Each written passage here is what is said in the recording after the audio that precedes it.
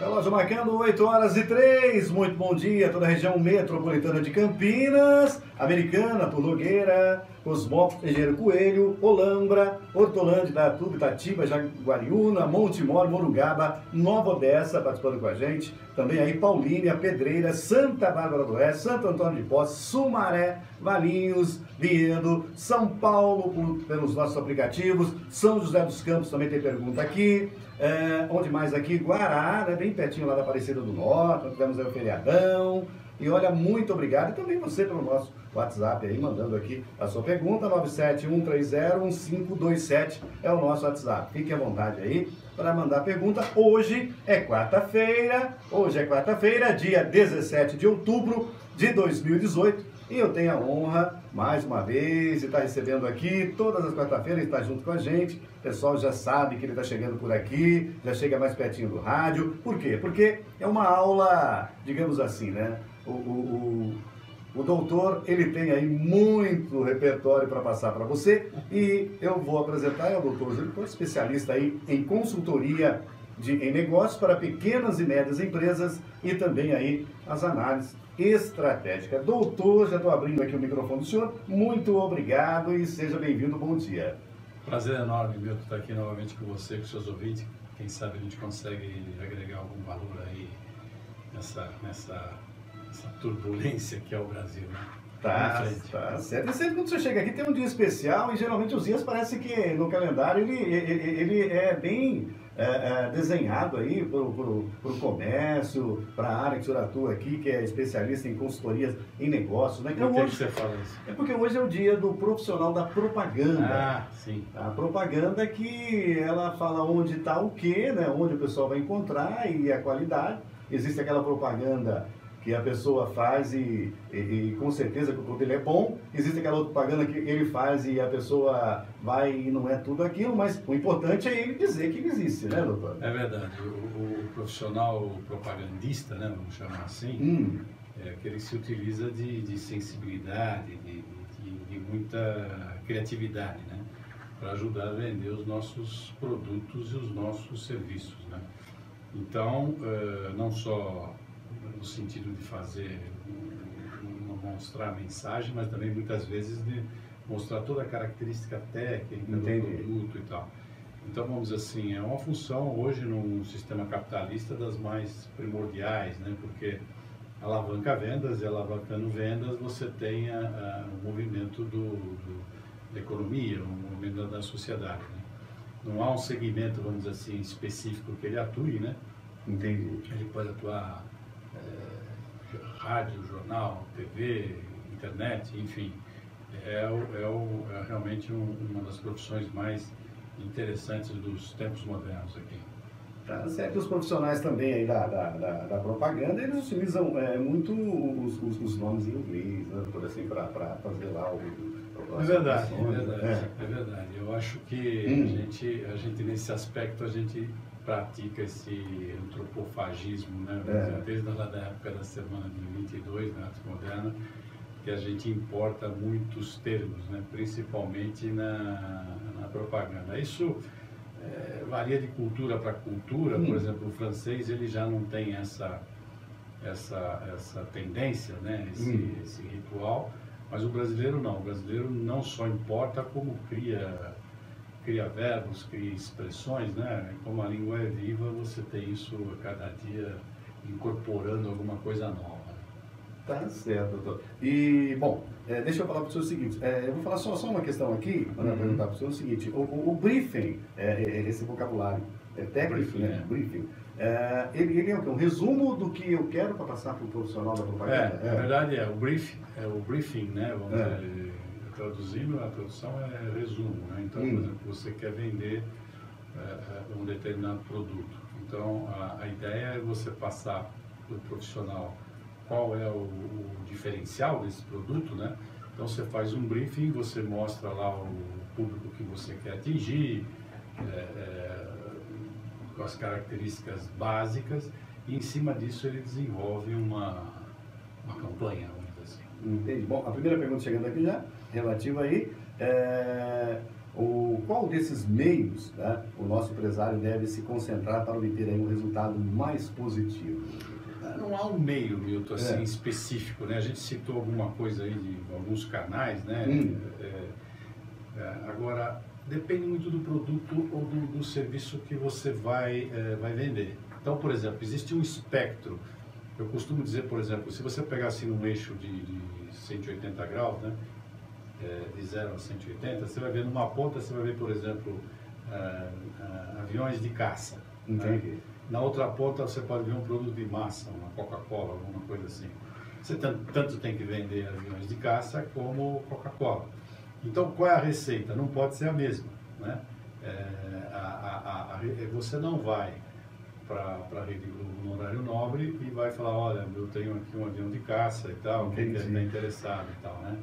Mas você pode ir para o horário nobre da Globo e tentar vender Coca-Cola. Isso não quer dizer que Coca-Cola seja mais fácil ou mais difícil do que vender avião de caça. Muito pelo contrário. Eu acredito até que Coca-Cola seja extremamente difícil se fosse comparar. Eles não são comparáveis. Mas você pegar, por exemplo, a Coca-Cola, se a Coca-Cola fechasse agora, nesse instante, às 8h09, o mundo viveria igual, né? Você não precisa de Coca-Cola para viver. E até alguns aí dizem que é prejudicial à saúde, enfim, né? Então não é nada fácil você viver com um produto que ninguém precisa. Tudo que fala dela é uma propaganda dela, né? Tudo que se fala não tem então, viver com um produto que você... Vender um produto, né? Dar para o propagandista vender um produto que o fulano não precisa e até faz mal, vamos falar entre aspas aqui, para ele não ser processado, é extremamente complexo. Né? Então, vamos dizer, você tem de um lado o produto de massa e do outro lado o que o propagandista falou em palavras em inglês, né? Eles falam de tailor-made, né? De alfaiataria, né?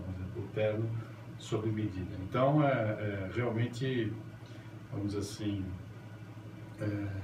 complexo e diferente você vender, existe um canal específico. Tá certo. Bom, temos aqui também, né? O nosso empresário, qual desses bens o nosso empresário deve se concentrar para obter aí o resultado mais positivo, né? Você já respondeu. E sobre a criatividade agora, do nosso propagandista, deve estar no cotidiano dele? Como que é a nossa criatividade? O brasileiro é criativo? Tem o comercial da Parmalat, o senhor lembra muito bem, né? Ficou 4 anos aquele leãozinho. Para as crianças, para as crianças, Parmalat lá, alavancou a venda do leite Parmalat. Eu estou falando aqui a propaganda da Parmalat porque o assunto né? Mas, e toda uma produção, a gente estudou sobre isso, a produção de comercial, você filmar com criança é muito difícil, mas atingir o objetivo. Quer dizer, o leãozinho está na cabeça, tem até um termo em inglês, né, quando fala que o produto fica na cabeça, só lembra, um leite que você toma já vem na cabeça. Então, é interessante, essa criatividade, ela está bem presente na criação? Ela tá o brasileiro, do modo geral, né, e o propagandista, do modo geral, eles são muito criativos, né? Então, eles conseguem, vamos dizer assim, pensar fora da caixa. Agora, o que é pensar fora da caixa, né? Pensar fora da caixa é o seguinte, você pega as suas características, o negócio que você tem, que você está fazendo, e extrapola aquilo. Vou te dar um exemplo. Estou eu e você aqui conversando numa entrevista e tal, de manhã, sozinhos aqui no estúdio da Rádio Wolf, então sendo acompanhado por dezenas de milhares de pessoas. Então isso é a caixa. Né? Então isso é o que está acontecendo nesse momento. Como é que eu posso expandir isso? Né? De repente você começa a colocar ideias. Fala, bom, e se a gente tivesse aqui um auditório com 5 pessoas, um júri, que pudesse interagir, especialista em propaganda, por exemplo? Como é que isso vai ser? Não, vamos pegar 50 pessoas. Vamos pôr um auditório com 500 pessoas, e livre, cada um fala e tal.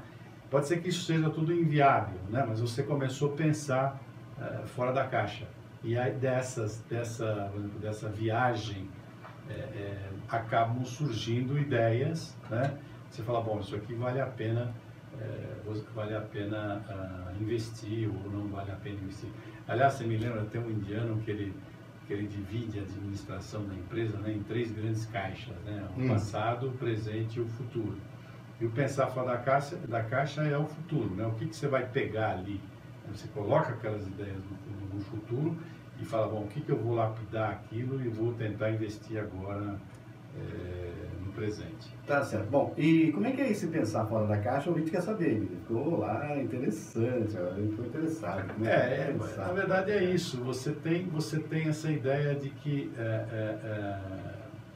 você se cerca de todas as variáveis que você tem no momento que você está, dentro daquela circunstância, e você começa a expandir isso. Eu me lembro, muitos anos atrás, eu trabalhava no multinacional, e a gente tinha esse exercício do pensar fora da caixa. Então você tinha o exercício de administrar o cotidiano, que era, vamos dizer assim, a caixa do presente, e quando a gente ia falar de pensar fora da caixa, a gente saía da sala, ia tomar um café e tal, não sei o quê, e quando voltava, o coordenador da reunião falava assim, não, é o seguinte, agora, presente nós já falamos, né?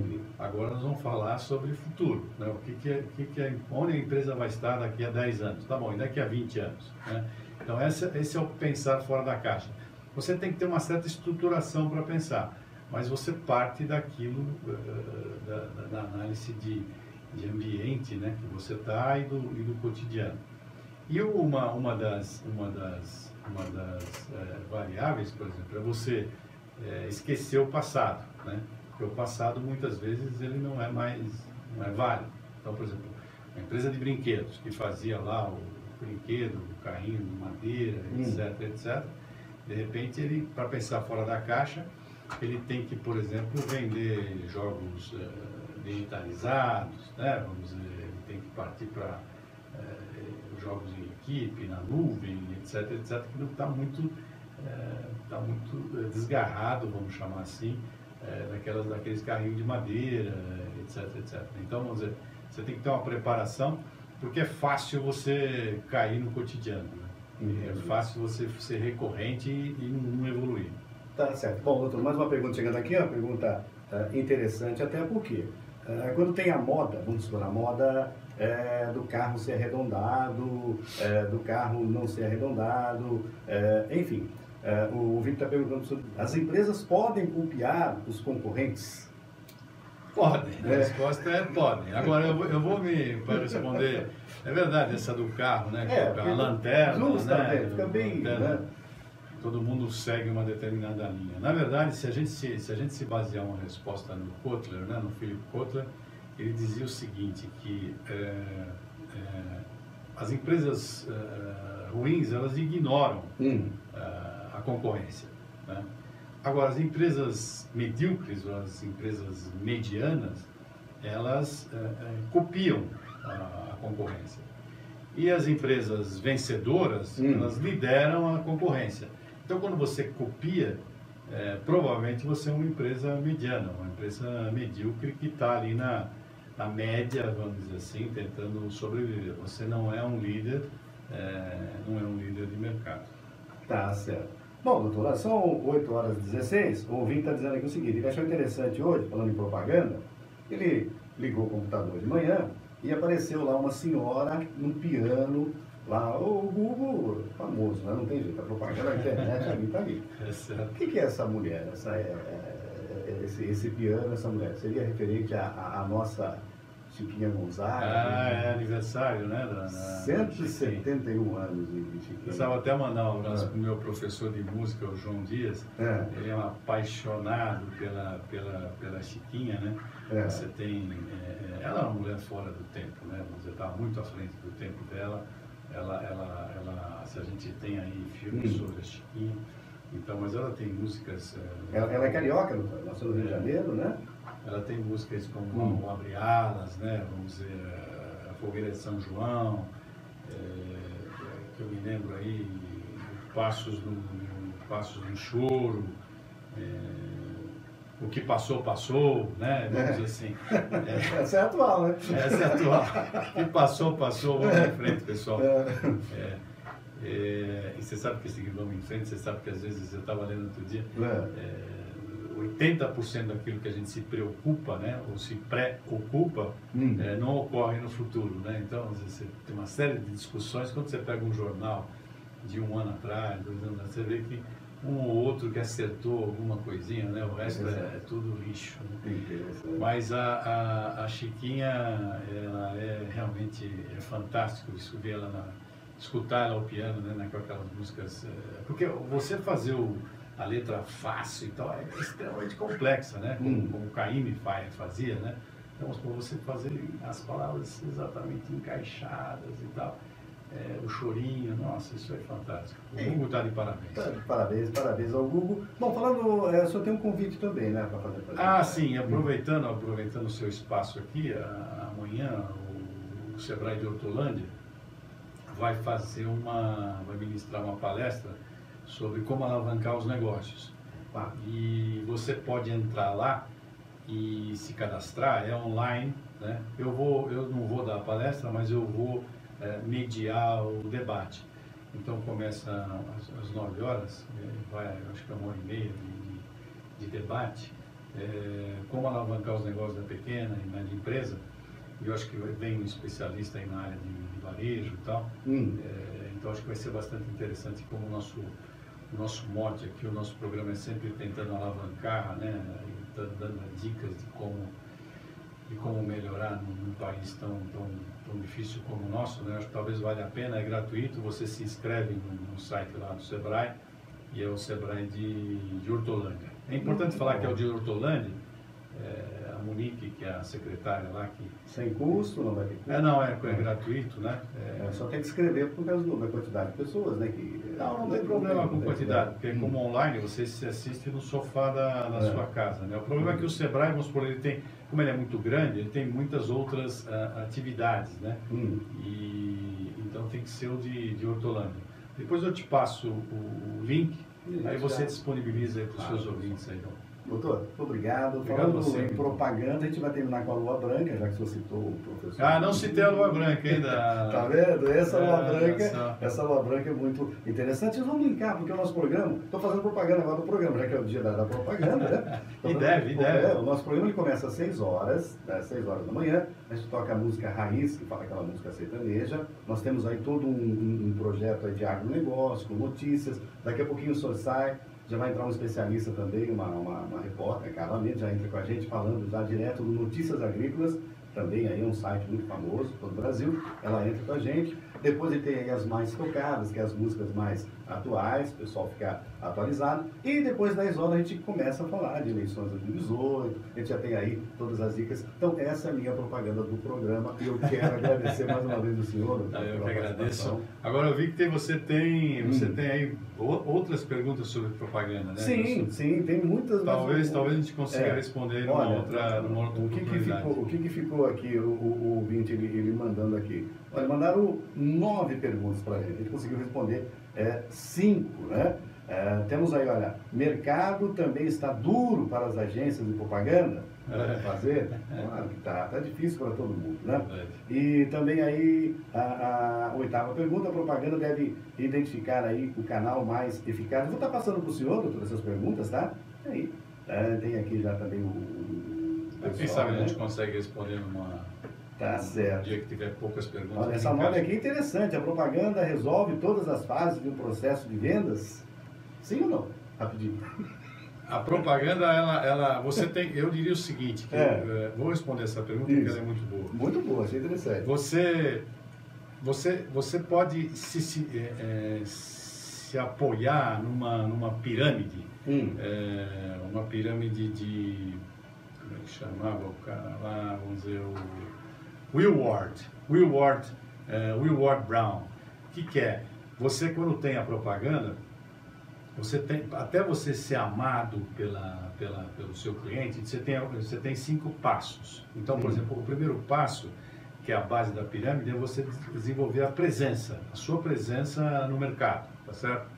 O segundo passo é o diferencial. O que é relevante? A relevância da sua marca, do seu produto, do seu serviço para o mercado.